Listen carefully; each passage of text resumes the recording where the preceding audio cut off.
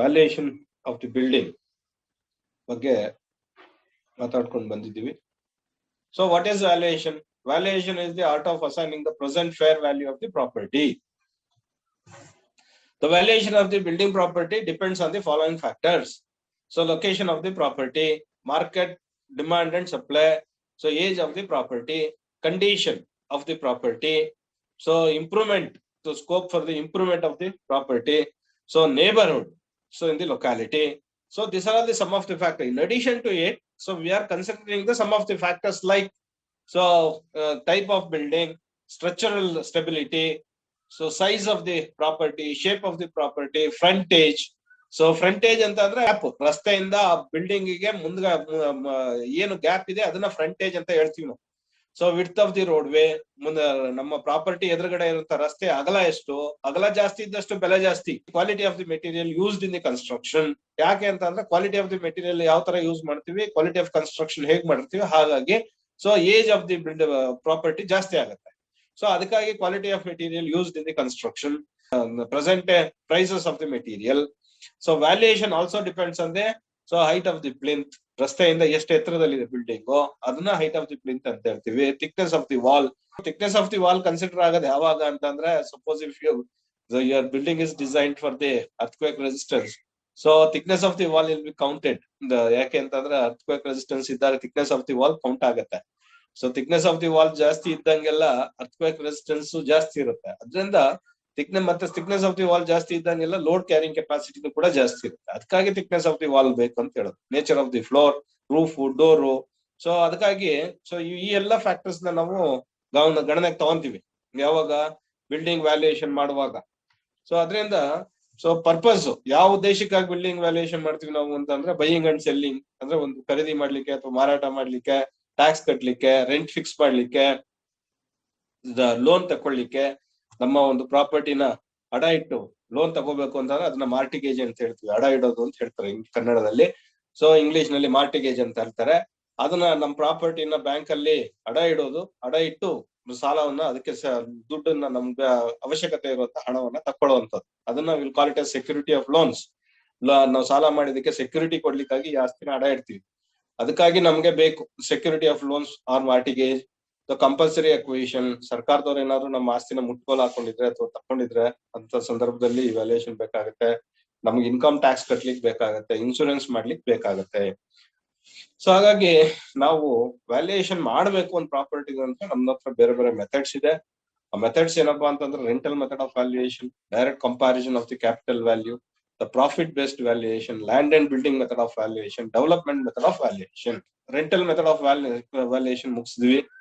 So ಇದು rent based. ಯಾಕೆ ಅಂತಂದ್ರೆ ಇದ್ರಲ್ಲಿ ಈ ಪ್ರಾಪರ್ಟಿಯಲ್ಲಿ ನಮ್ಗೆ ಡೈರೆಕ್ಟ್ ಆಗಿ ಇನ್ಕಮ್ ಗೊತ್ತಾಗುತ್ತೆ, ಇಷ್ಟು ರೆಂಟ್ ಬರ್ತಾ ಇದೆ, ಆದಾಯ ಇಷ್ಟು ಬರ್ತಾ ಇದೆ, ರೆಂಟಲ್ ಇನ್ಕಮ್ ಅನ್ನೋದು ಗೊತ್ತಾಗುತ್ತೆ. ಅಂತ ಸಂದರ್ಭದಲ್ಲಿ ಯಾವ ತರ ವ್ಯಾಲ್ಯೂಯೇಷನ್ ಮಾಡ್ತೀವಿ ಅನ್ನೋದಕ್ಕೆ ರೆಂಟಲ್ ಮೆಥಡ್ ಆಫ್ ವ್ಯಾಲ್ಯೂಯೇಷನ್ ಅಂತೀವಿ. Direct comparison of the capital value ಅಂತಂದ್ರೆ, ಡೈರೆಕ್ಟ್ ಕಂಪ್ಯಾರಿಸನ್ ಅಂತಂದ್ರೆ ಸೈಟ್, ನಾವು ಸೈಟ್ ಇರುತ್ತೆ, ಡೈರೆಕ್ಟ್ ಯಾವ್ದೋ ಪಕ್ಕದ ಸೈಟ್ ಮಾರಾಟ ಆಗಿರುತ್ತೆ, ಆ ಸೈಟ್ ವ್ಯಾಲ್ಯೂನ ಇದಕ್ಕೆ ಬೆಲೆ ಅಂತೆ. ಸೈಟ್ ಮಾತ್ರ ಡೈರೆಕ್ಟ್ ಆಗಿ ಕಂಪೇರ್ ಮಾಡ್ತೀವಿ, ಬಿಲ್ಡಿಂಗ್ ನ ಕಂಪೇರ್ ಮಾಡಕ್ ಆಗಲ್ಲ, ಯಾಕೆ ಡಿಪ್ರಿಸಿಯೇಷನ್ ಹಾಕ್ಬೇಕಾಗತ್ತೆ ಅದಕ್ಕೆ. ಅದರಿಂದ direct comparison of the capital value ಅಂತ ಏನಿದೆ, ಈ ಮೆಥಡ್ ಅಲ್ಲಿ ನಾವು ಡೈರೆಕ್ಟ್ ಆಗಿ ಸಿಮಿಲರ್ ಪ್ರಾಪರ್ಟಿ, ಅದೇ ತರದ್ದು ಇನ್ನೊಂದು ಪ್ರಾಪರ್ಟಿ ಎಲ್ಲಾದ್ರೂ ನಮ್ಮ ಲೊಕ್ಯಾಲಿಟಿಯಲ್ಲಿ ಮಾರಾಟ ಆಗಿದ್ರೆ ಅಂತ ಸಂದರ್ಭದಲ್ಲಿ ಸೊ ನಮ್ಮ ಆ ವ್ಯಾಲ್ಯೂ, ಸೈಟ್ ವ್ಯಾಲ್ಯೂ ಏನಿದೆ ಅದೇ ಸೈಟ್ ವ್ಯಾಲ್ಯೂ ನಮ್ಮ ಸೈಟ್ ಈ ಒಂದು ವ್ಯಾಲ್ಯೂಯೇಷನ್ ಏನ್ ಮಾಡ್ತಿದ್ವಿ ಆ ಒಂದು ಪ್ಲಾಟ್ ಕೂಡ ವ್ಯಾಲ್ಯೂ ಅಷ್ಟೇ ಇರುತ್ತೆ ಅಂತ ನಾವು ಅನ್ಕೊಂತೀವಿ. ಅದನ್ನೇ direct comparison of the capital value. Land and building method of valuation ನಾವು ಮಾಡಿದ್ವಿ.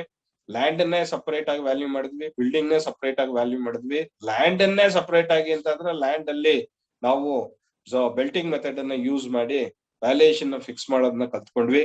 So building method of valuation ಅಲ್ಲಿ ಡಿಪ್ರಿಸಿಯೇಷನ್ ಅಡಾಪ್ಟ್ ಮಾಡೋದನ್ನ ಕಲ್ತ್ಕೊಂಡ್ವಿ. ಸೊ ಹಾಗಾಗಿ land and building method of valuation ಬಗ್ಗೆ ನಮಗ್ ಗೊತ್ತಿದೆ. ಸೊ ಈಗ ಪ್ರಾಫಿಟ್ ಬೇಸ್ಡ್ ವ್ಯಾಲ್ಯೂಯೇಷನ್ ಬಗ್ಗೆ ಮಾತಾಡ್ತಾ ಹೋಗೋಣ. ಮೆಥಡ್ ಆಫ್ ವ್ಯಾಲ್ಯೂಯೇಷನ್ ಏನು? Profit based valuation. ಒಂದು ಪ್ರಾಪರ್ಟಿನ ವ್ಯಾಲ್ಯೂ ಮಾಡ್ಬೇಕು ಅಂತಂದ್ರೆ ಪ್ರಾಫಿಟ್ ಬೇಸ್ಡ್ ಅಲ್ಲಿ, ಅಂದ್ರೆ ಆದಾಯದ ಮೂಲನೇ ಇಟ್ಕೊಂಡು ವ್ಯಾಲ್ಯೂ, ಒಂದು ಬಿಲ್ಡಿಂಗ್ ಒಂದು ವ್ಯಾಲ್ಯೂನ ಫಿಕ್ಸ್ ಮಾಡುವಂತದ್ದು, ಅದನ್ನು will call it as profit based valuation. ಇದು ರೆಂಟಲ್ ವ್ಯಾಲ್ಯೂಯೇಷನ್ ಮೆಥಡ್ ಬೇರೆ. ಇಲ್ಲಿ ರೆಂಟಲ್ ಮೆಥಡ್ ಆಫ್ ವ್ಯಾಲ್ಯೂಯೇಷನ್ ಇದು ಕೂಡ ಪ್ರಾಫಿಟ್, ಇದನ್ನು ಆದಾಯನೇ ತಂದ್ಕೊಡುತ್ತೆ. ಇದೇ ರೆಂಟಲ್ ಮೆಥಡ್ ಬೇರೆ, ಇದು ಪ್ರಾಫಿಟ್ ಬೇರೆ. ರೆಂಟ್ ಅಂತಂದ್ರೆ ನಾವು ಯಾರಿಗೋ ಒಬ್ರು ಬೇರೆಯವ್ರು ಕೊಟ್ಟಿರ್ತೀವಿ, ಅವ್ನ್ ತಿಂಗ್ಳಿಗೆ ಇಷ್ಟೊಂದು ದುಡ್ಡು ಕೊಡ್ತಾರೆ. ಪ್ರಾಫಿಟ್ ಇದು ಪ್ರಾಫಿಟ್ ಬೇಸ್ಡ್ ಅಲ್ಲಿ ನಾವೇ ರನ್ ಮಾಡ್ತೀವಿ, ಇದನ್ನ ನಾವ್ ಯಾರಿಗೂ ಕೊಡಲ್ಲ. ಸೊ ಇದರಲ್ಲಿ ಬೇರೆ ಬಾಡಿಗೆ ಮನೆ ಇರುತ್ತೆ, ಯಾರಿಗೋ ಬಾಡಿಗೆ ಕೊಟ್ಟಿರ್ತೀವಿ, ಅದು ರೆಂಟ್ ಬರ್ತಾ ಇರುತ್ತೆ. ಇಲ್ಲಿ ನಾವು ರೆಂಟ್ ಕೊಡಲ್ಲ, ನಾವೇ ಆಪರೇಟ್ ಮಾಡ್ತೀವಿ. ಅಂತ ಸಂದರ್ಭ ಯಾವುದು? ಹೋಟೆಲ್ಸ್ ಇರ್ಬೋದು, ಸಿನಿಮಾ ಥಿಯೇಟರ್ಸ್ ಇರ್ಬೋದು, ನಮ್ದೇ ಶಾಪ್ಗಳು ಇರ್ಬೋದು. ಇದರದ್ದಲ್ಲಿ ನಾವೇ ಆಪರೇಟ್ ಮಾಡ್ತೀವಿ. ಅದ್ರಲ್ಲಿ ನಮ್ಗೆ ಆದಾಯ ಬರುತ್ತೆ, ಜಾಸ್ತಿ ಆದಾಯನೇ ಬರುತ್ತೆ. ಸೊ ಅದನ್ನ will call it as profit based ಅಂತ. ಉದಾಹರಣೆ ಸಿನಿಮಾ ಥಿಯೇಟರ್ ನ ಖರೀದಿ ಮಾಡ್ಬೇಕು ಅಂತಂದ್ರೆ ಅದೆಷ್ಟು ಆದಾಯ ಬರ್ತಾ ಇದೆ ಅನ್ನೋದ್ರ ಮೇಲೆ ನಾವು ಫಿಲ್ಮ್ ಥಿಯೇಟರ್ ನ ಮಾರಾಟ ಮಾಡ್ಬೇಕಾಗತ್ತೆ. ಸೊ ಅದ್ರದ್ದು actual building value, site value ನೋಡ್ಕೊಂಡು ಅದನ್ನ ಮಾರಾಟ ಮಾಡಕ್ ಆಗಲ್ಲ. ಅದರಿಂದ so it will be estimated or it will be valued the film theatres or the hotels. For example ಒಳ್ಳೆ ಹೆಸರಿದೆ ಹೋಟೆಲ್, ಸೊ ಅಂತ ಹೋಟೆಲ್ ನ ನಾವು ಖರೀದಿ ಮಾಡ್ಬೇಕು ಅಂತ ಅನ್ಕೊಳ್ಳಿ, ಅಥವಾ ನಾವು ಮಾರಾಟ ಮಾಡ್ಬೇಕು. ಅಂತ ಸಂದರ್ಭದಲ್ಲಿ ಆ ಹೆಸರಿಡುವಂತ ಹೋಟೆಲ್ಗೆ ಸೊ ನಾವು ಮಾರಾಟ ಮಾಡ್ಬೇಕು ಅಂತಂದ್ರೆ ಆ ಒಂದು ಪ್ರಾಫಿಟ್ ಜಾಸ್ತಿ ಇರುತ್ತೆ ಹೋಟೆಲ್ ಅಲ್ಲಿ. ಅಂತ ಹೋಟೆಲ್ಗಳಿಗೆ ಬರೀ ಬಿಲ್ಡಿಂಗ್ ವ್ಯಾಲ್ಯೂ, ಲ್ಯಾಂಡ್ ವ್ಯಾಲ್ಯೂ ತಗೊಂಡ್ ಮಾಡಕ್ ಆಗಲ್ಲ, ಅದಕ್ಕಿಂತ ಜಾಸ್ತಿ ವ್ಯಾಲ್ಯೂ ಬೀಳುತ್ತೆ ಅದಕ್ಕೆ.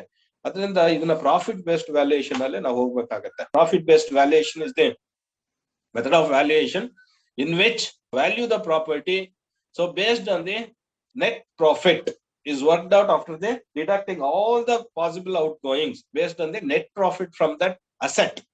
So like hotels, cinema theaters, so shops, etc.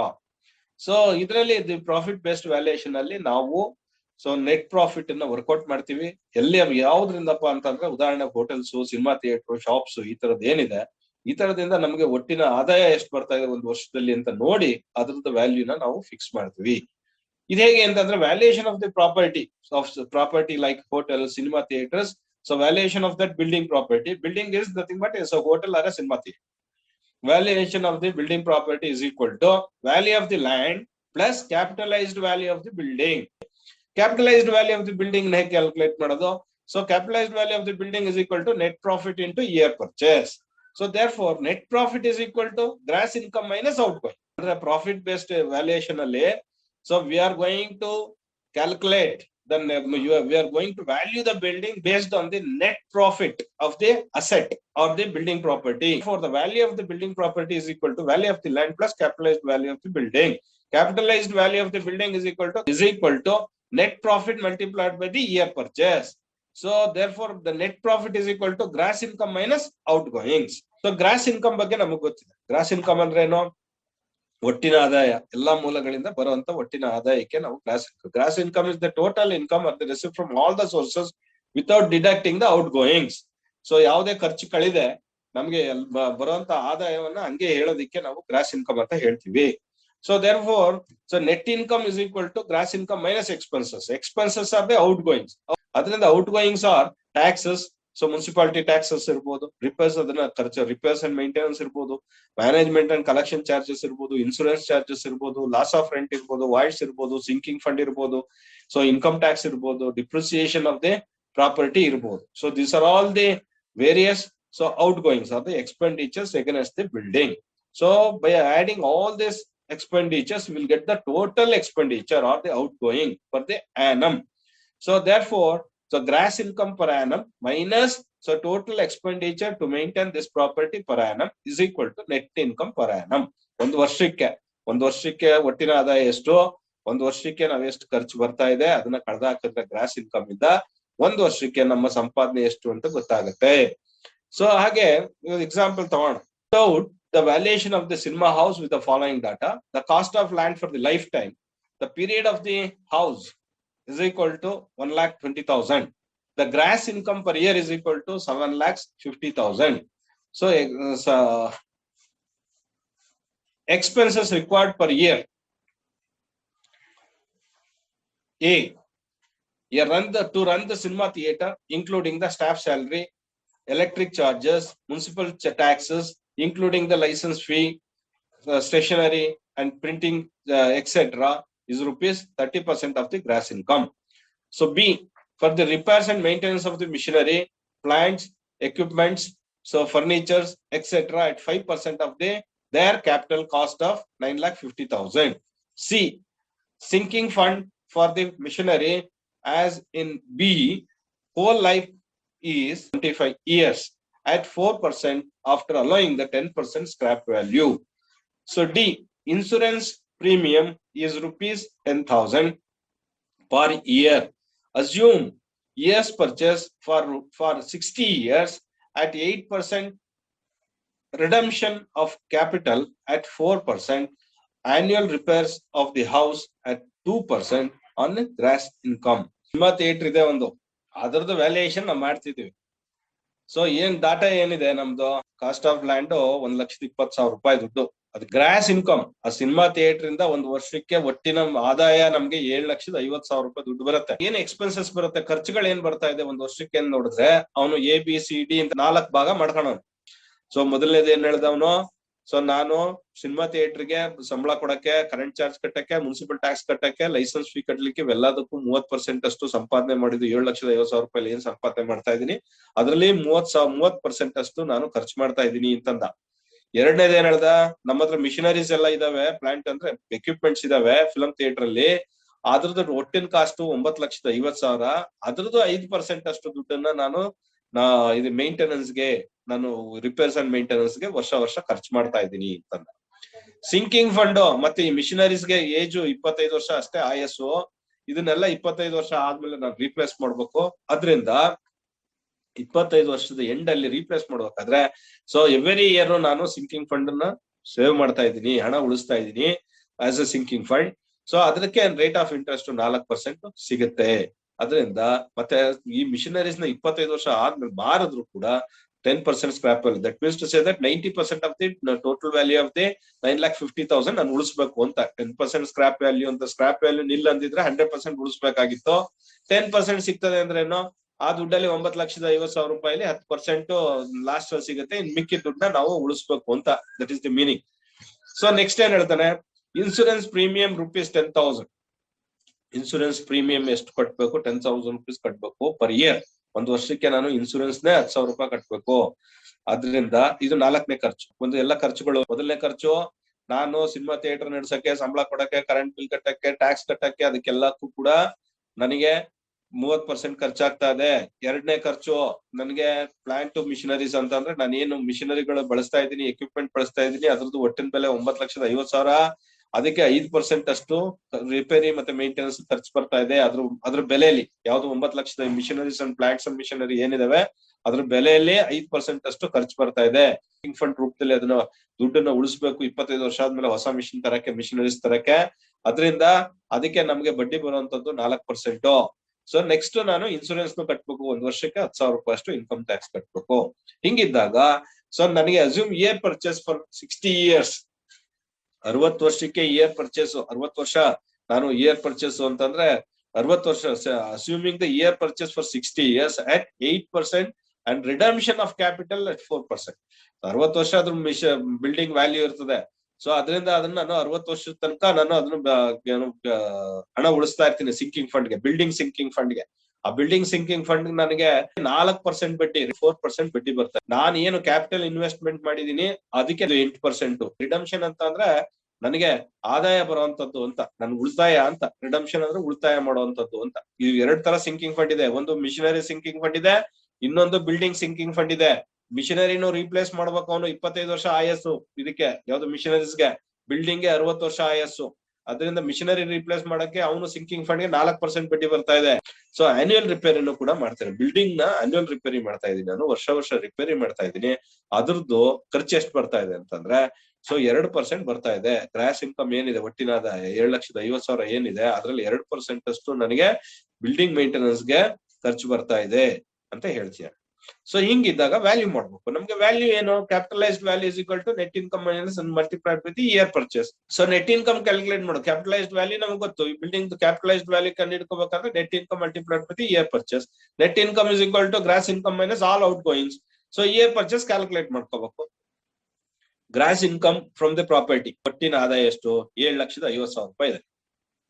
So outgoings ಏನು, ಸ್ಯಾಲ್ರಿ ಅವ್ರಿಗೆ ಫಸ್ಟ್ ಒನ್ ನಮ್ಗೆ ಏನೇನ್ ಕೊಡ್ತಿದ್ದೇನೆ, ಕೆಲಸಗಾರರಿಗೆ ಸಂಬಳ ಕೊಡುವಂತದ್ದು, ಕರೆಂಟ್ ಬಿಲ್ ಕಟ್ಟುವಂತದ್ದು, ಪ್ರಿಂಟಿಂಗ್ ಚಾರ್ಜ್, ಇದೆಲ್ಲ 30% ನನ್ನ ಒಟ್ಟಿನ ಸಂಪಾದನೆಯಲ್ಲಿ ಹೋಗ್ತದೆ ಅಂತ ಹೇಳ್ತಾರೆ. That is 30% of the 7,50,000. That is equal to 2,25,000 rupees ಅಷ್ಟು ದುಡ್ಡು. ಸೊ ನನಗೆ ಸಂಬಳ ಕೊಡಕ್ಕೆ, ಕರೆಂಟ್ ಬಿಲ್ ಕಟ್ಟಕ್ಕೆ, ಪ್ರಿಂಟಿಂಗ್ ಚಾರ್ಜಸ್ ಎಕ್ಸೆಪ್ಟ್ ಬೇರೆ ಅದಕ್ಕೆಲ್ಲ ಈ ತರ ಖರ್ಚು ಬರ್ತಾ ಇದೆ ಅಂತ ಹೇಳ್ತಾರೆ. ಅದು ಒಂದು ಖರ್ಚು. ಎರಡನೇ ಖರ್ಚು ಏನು, ರಿಪೇರಿ ಮತ್ತೆ maintenance of the machineries. Machinery cost 9,50,000 ರೂಪಾಯಿ ಇದೆ. ಆ 9,50,000 ರೂಪಾಯಿಲಿ 5% ಅಷ್ಟು ಮಿಷನರಿ ರಿಪೇರ್ಸ್ ಮೇಂಟೆನೆನ್ಸ್ ಚಾರ್ಜಸ್ ಬರ್ತಾ ಇದೆ ಅಂತ ಹೇಳ್ತಾರೆ. That means to 5% of the 9,50,000, that is 47,500. ಮೂರನೇದೇನೋ ಸಿಂಕಿಂಗ್ ಫಂಡ್ ಫಾರ್ ದಿ ಮಿಷನರಿನ ರೀಪ್ಲೇಸ್ ಮಾಡೋಕು 25 ವರ್ಷ ಆದ್ಮೇಲೆ ಅದರಿಂದ ನಾನು ಉಳಿತಾಯ ಮಾಡ್ತಾ ಇದ್ದೀನಿ ದುಡ್ಡ ಸಿಂಕಿಂಗ್ ಫಂಡ್ ರೂಪದಲ್ಲಿ. ಸೊ ಅದಕ್ಕಾಗಿ ನನಗೆ 4% ಬಡ್ಡಿ ಬರ್ತಾ ಇದೆ ಅಂತ ಹೇಳ್ತಾರೆ. ಸೊ ಇದ್ರದ್ದು ಇದು ಸ್ಯಾಲ್ವೇಜ್ ವ್ಯಾಲ್ಯೂ 10% ಇದೆ. ಲಾಸ್ಟ್ ಅಲ್ಲಿ ಸ್ಯಾಲ್ವೇಜ್ ವ್ಯಾಲ್ಯೂ ಮಿಷನರೀಸ್ ಮಾರ್ಬಿಟ್ರು 10% ಬರ್ತದೆ. ಅದನ್ನ 90% ದುಡ್ಡನ್ನು ಉಳಿಸ್ಬೇಕು. 9,50,000 ಮಲ್ಟಿಪ್ಲೈಡ್ ಬೈ ದಿ 0.9 ಅಂತ ಅಂದ್ರೆ 90%, 90% ಆಫ್ ದಿಸ್ ವ್ಯಾಲ್ಯೂ ಅಂತ ಅಂದ್ರೆ 8,55,000, 8,56,000 ದುಡ್ಡನ್ನ ನಾವು ಉಳಿಸ್ಬೇಕಾಗತ್ತೆ. ಯಾಕೆ 10% ಆಮೇಲೆ ಸಿಗುತ್ತಲ್ಲ ನಮ್ಗೆ. ಹಂಗಾಗಿ sinking fund coefficient for the machinery ಎಷ್ಟು? This is sinking fund coefficient. So machinery ನಮ್ಗೆ ಡೈರೆಕ್ಟ್ ಆಗಿ ಮಾಡ್ಕೋಬಹುದು. This is salvage value, this is as salvage value for machineries. But ಅವ್ನು ಸಿಂಕಿಂಗ್ ಫಂಡ್ ಮಾಡಿ ನೆಕ್ಸ್ಟ್ ಮಿಷನರಿದು ಕಾಸ್ಟ್ ಅನ್ನ ಮಲ್ಟಿಪ್ಲೈ ಮಾಡಿದಾನೆ. ಈ sinking fund amount multiplied by the sinking fund coefficient ಎರಡನ್ನು ಮಲ್ಟಿಪ್ಲೈ ಮಾಡಿದಾನೆ. ಮಲ್ಟಿಪ್ಲೈ ಮಾಡಿರೋದ್ರಿಂದ ಸಿಂಕಿಂಗ್ ಫಂಡ್ ಎಷ್ಟು ಬರುತ್ತೆ ಅನ್ನೋದನ್ನ ಮಿಷನರಿ ಸಿಂಕಿಂಗ್ ಫಂಡ್ ಕ್ಯಾಲ್ಕುಲೇಟ್ ಮಾಡಿದಾನೆ. Don't confuse. ಎಸ್ ನ ಇಲ್ಲೇ ಬರ್ಕೋಬಹುದು. ಫಾರ್ಮುಲಾ ಇದೆ ನಮ್ಗೆ. I is equal to S into I divided by the 1 plus I to the power of n minus 1 ಇಲ್ಲಿದೆ. ಸೊ ಇದನ್ನ ಡೈರೆಕ್ಟ್ ಆಗಿ ಎಸ್ ಇಲ್ಲೇ ಹಾಕೋಬಹುದು. ಅವನೇನ್ ಮಾಡಿದಾನೆ, ಎಸ್ ಬಿಟ್ಬಿಟ್ಟು ಬರೀ ಇದನ್ನ ಸಿಂಕಿಂಗ್ ಫಂಡ್ ಕೋಎಫಿಷಿಯಂಟ್ ಕ್ಯಾಲ್ಕುಲೇಟ್ ಮಾಡಿ ಎಸ್ ನ ಮಲ್ಟಿಪ್ಲೈ ಮಾಡಿರೋದ್ರಿಂದ ನಮಗೆ 20,520 ರೂಪಾಯಿ ಬರುತ್ತೆ ಏನು ಸಿಂಕಿಂಗ್ ಫಂಡ್ ಒಂದು ವರ್ಷಕ್ಕೆ. ಸೊ ಯಾಕೆ ಮಿಷನರಿ ರೀಪ್ಲೇಸ್ ಮಾಡ್ಲಿಕ್ಕೆ ಉಳಿಸ್ತಾ ಇರುವಂತ ದುಡ್ಡು 20,520 ರೂಪಾಯಿ. ಅದೇ ತರ ಇನ್ಸೂರೆನ್ಸ್ ಪ್ರೀಮಿಯಂ 10,000 ಕಟ್ತಾವನೆ. ಅಂದ್ರೆ yearly charges for the cinema building repairs ಮಾಡ್ಲಿಕ್ಕೆ 2% ನಾವು ಖರ್ಚು ಮಾಡ್ತಾ ಇದ್ದೀವಿ. 2%, 2% of the total income, gross income. ಅದರಿಂದ 15,000 ರೂಪಾಯಿ ದುಡ್ಡು ಬರ್ತಾ ಇದೆ. ಇದೆಲ್ಲ ಆದ್ಮೇಲೆ ನಮ್ಗೆ ಒಟ್ಟಿಗೆ ಔಟ್ ಗೋಯಿಂಗ್ಸ್ ಎಷ್ಟಾಯ್ತು? 3,18,020 ರೂಪಾಯಿ ದುಡ್ಡು ಎಲ್ಲ ಖರ್ಚುಗಳು ಬಂತು. ಖರ್ಚು ಬಂದಾದ್ಮೇಲೆ ನೆಕ್ಸ್ಟ್ ಈ ನೆಟ್ ಇನ್ಕಮ್ ಏನು? So net income is equal to gross income minus outgoings. Gross income ಎಷ್ಟು? 7,50,000 ರೂಪಾಯಿ ನಮ್ ಒಟ್ಟಿನ ಆದ ಮೈನಸ್ ಇದು ಔಟ್ ಗೋಯಿಂಗ್ಸ್ ಎಷ್ಟು? 3,18,020 ರೂಪಾಯಿ ನಮ್ದು ಖರ್ಚು ನಮ್ಮ ಬಿಲ್ಡಿಂಗ್ ಸಂಬಂಧಪಟ್ಟಂಗೆ. therefore the year purchase is equal to 1 divided by the IP plus IC, that is the year purchase. IP is the capitalized value, so rate of interest on capitalized value, the month sinking fund coefficient. Therefore the 8% interest on capitalized value, so 4% interest on the sinking fund. Therefore we have to calculate the coefficient of sinking fund for the coefficient of sinking fund for the whatever money deposited for the against the sinking fund for the 60 years. 60 ವರ್ಷದಲ್ಲಿ ನಾವೇನ್ ಉಳಿಸ್ತಾ ಇದೀವಿ ಅದಕ್ಕೆ 4% ಬಡ್ಡಿ ಸಿಗ್ತಾ ಇದೆ ನಮ್ಗೆ sinking fund ಗೆ. ಅದನ್ನ ನಾವು ತಗೋಬಹುದು. ಇಲ್ಲಿ ಎನ್ ವ್ಯಾಲ್ಯೂ 60 years. ಸೊ ಇಲ್ಲಿ ಎನ್ ವ್ಯಾಲ್ಯೂ ಇಲ್ಲಿ 25 years machinery. You see this machinery N value is 25 years. So building value is 60 years. So therefore the year purchase works out to be 11.8. For the net income multiplied with the year purchase will go there 51,31,892 capitalized as to capitalized value ಇದೆ. So therefore the total valuation is equal to capitalized value of the property plus value of the land for 60 years. Therefore ಅದು lease ಇರ್ಬೋದು. 60 years ಯಾಕೆ ಹೇಳ್ತಾನೆ ಅಂದ್ರೆ lease ಇರುತ್ತೆ 60 ವರ್ಷಕ್ಕೆ, ಅದಕ್ಕೆ 60 years ಹೇಳ್ತಾರೆ. So capitalized value is equal to 51,31,922 plus value of the land is 1,20,000. Therefore altogether 52,51,922. So that means to say that 11 ವರ್ಷ 4,31,988 ರೂಪಾಯಿ 980 ರೂಪಾಯಿ ಇಷ್ಟು ದುಡ್ಡನ್ನ 11 ವರ್ಷ ಅಥವಾ 12 ವರ್ಷ ನಾವು ಕಟ್ಟಿದ್ರೆ 51,31,922 ಅಷ್ಟು ಹಣವನ್ನ ನಾವು ರಿಕವರಿ ಮಾಡ್ಕೋಬಹುದು. That is the meaning.